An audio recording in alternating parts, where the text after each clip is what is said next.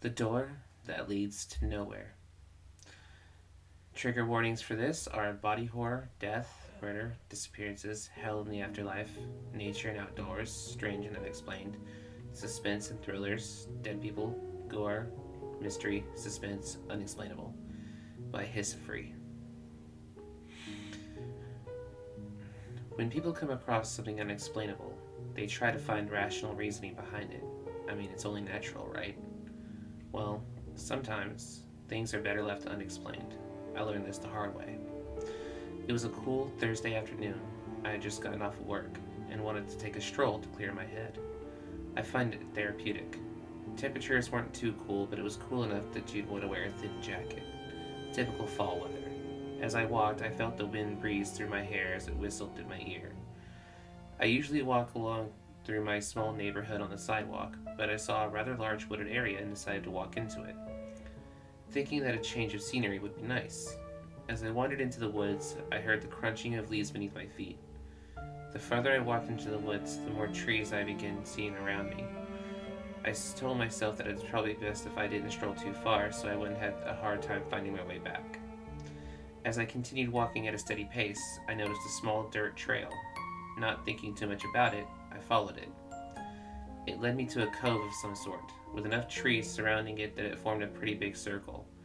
The dirt trail ended and there was no path ahead, just a circle with surrounding trees. The ground was covered in a ton of leaves. The one thing in particular caught my attention: a door. A door in the middle of this forest cove. It was probably the strangest thing I'd ever seen. My curiosity caused me to walk up to it. It was no bigger than an average house door. It had a dark brown color to it and it was clearly made out of wood. The door was old but still stood sturdy and strong. I put my hand on the door and it felt its rough wooden exterior. It had a door frame around it so that you could, if you could, it could open it like any other door would. I looked down at the doorknob. To no surprise, the doorknob was just as old and ruined as the rest of the door but still sturdy. I reached down and grabbed the knob. It was black and metal. The knob was cold due to the cool air. I turned the knob, but to no avail. It felt like the door was locked, so I tried twisting and turning it a few more times, but again the door did not open. I walked to the other side of the door and tried the knob one more time. I was met with the same results. Something inside me wanted to open this door, but no matter what, I tried kicking the door and it was surprisingly way sturdier than I thought. It felt as if it was bolted to the ground. I looked down at the ground around the door and kicked the leaves away. I came to a discovery: the door frame was inside the ground. The door must have been here for quite a while, because the ground around it showed no signs of any digging or tampering. I messed with the door for a long period of time and tried different ways to get it to open. My attempts ended in failure. After failing, I realized it was getting quite late and decided to head home.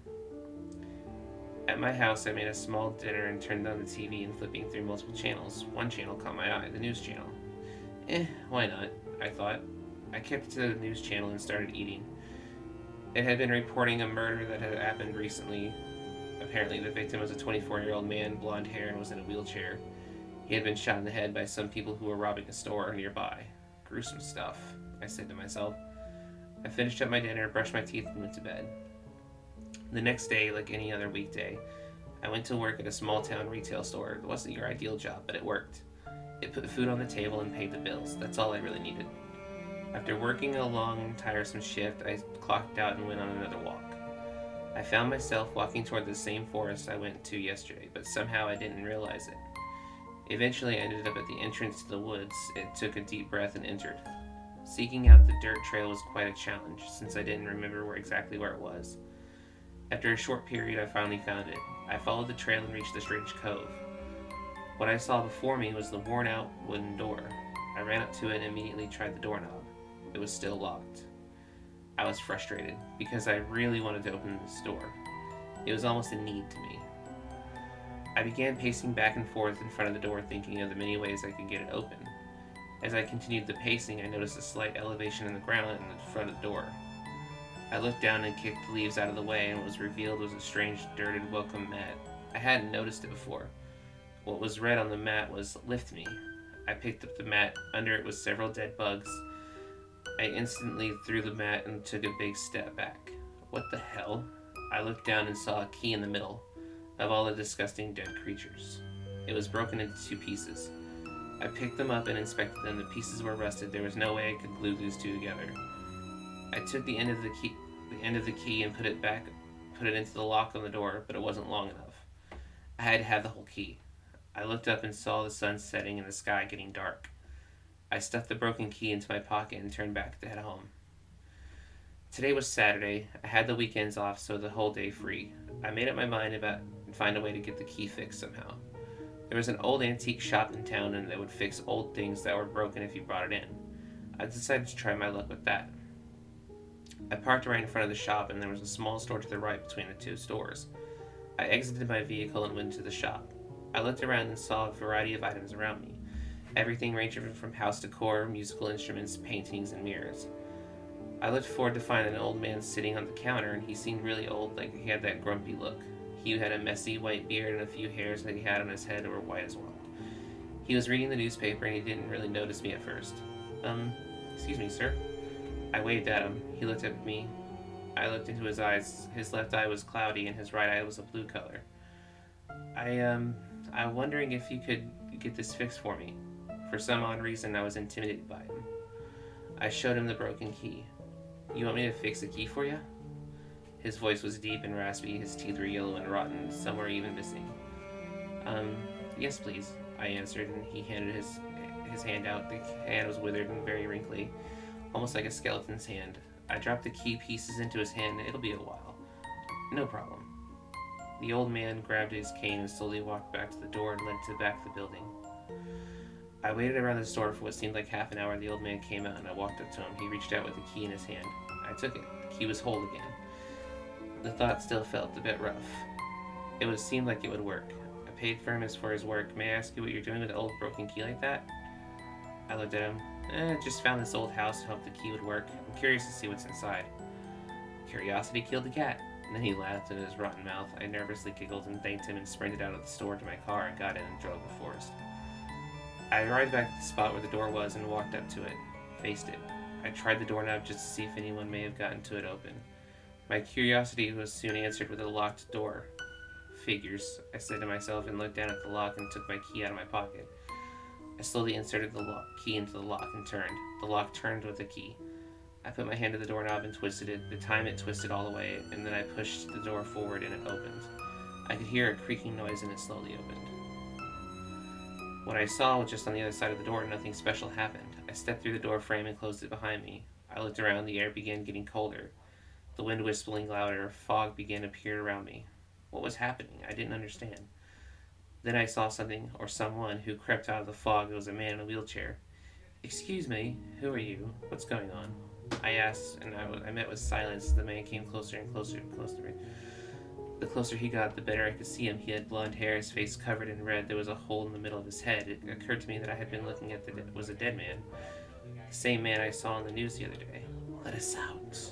He choked out, frozen in fear, as all I could do was stand still as he came closer. I slowly walked.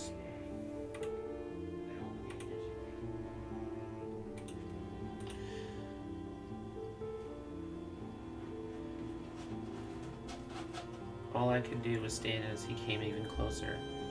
I started slowly walking backwards to the door and tripped over something as I was walking out. I fell to the ground, and as soon as I saw what was beneath me, a dead body, a mangled corpse. You could only tell it was a body because the head was still intact and the head turned slowly towards mine. You could set us free. The head spoke. At this point I got up and to my feet as quickly as I could and ran toward the door. It seemed as if the door had gotten further from me than it was before, while I sprinted out and still screaming. Ah, someone help! Someone help! I yelled out. The fog had cleared up a bit, and as I ran I looked around and saw more dead people. Some were hanging from nooses in the trees, and some were on the ground bloodied. Some were even walking toward me, well, the ones who still had legs to walk with. But there's one thing they all had in common. They all seemed to be speaking. I couldn't hear what one of the ones furthest from me were saying, but the ones closer were whispering something along the lines of, "Let me out. You can't leave. Stay with us." The ones who weren't saying anything were crying and screaming, and all I could hear around me was the whispers and screams. I reached to the door and fumbled with the key out of my pocket. The dead people were getting closer to me. I was shaking so much that I had dropped the key in the leaves on the ground. I reached down and rapidly brushed away the leaves so I could get the key. I grabbed it and inserted it into the lock. I quickly twisted and pushed the door open and ran through the door and slammed the shut behind me. Breathing heavily, I noticed the air becoming warmer and the fog vanished completely.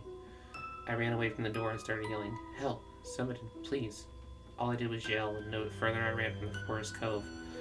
I ran into a police officer with a flashlight in hand. There was so much going on I didn't notice how dark it had gotten. "Whoa, calm down, what's wrong?" the officer asked me.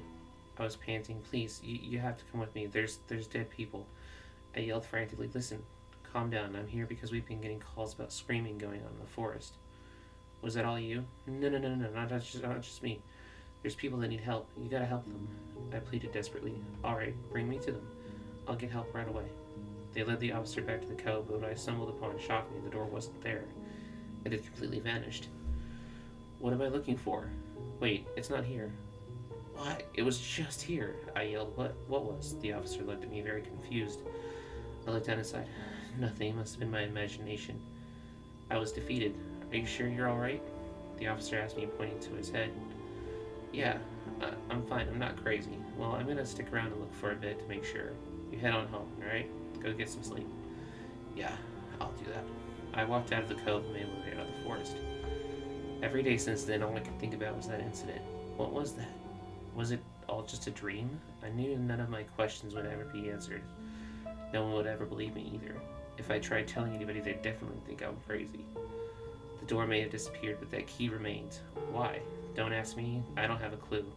I can't bring myself to get rid of it either. I always keep it on me. Maybe I'll stumble upon that door again, and the curiosity will kill me one more time. Ooh, that was a interesting story. So let me know if you guys want to hear more of these, and I will definitely try to do more. And I will see you guys in the next video.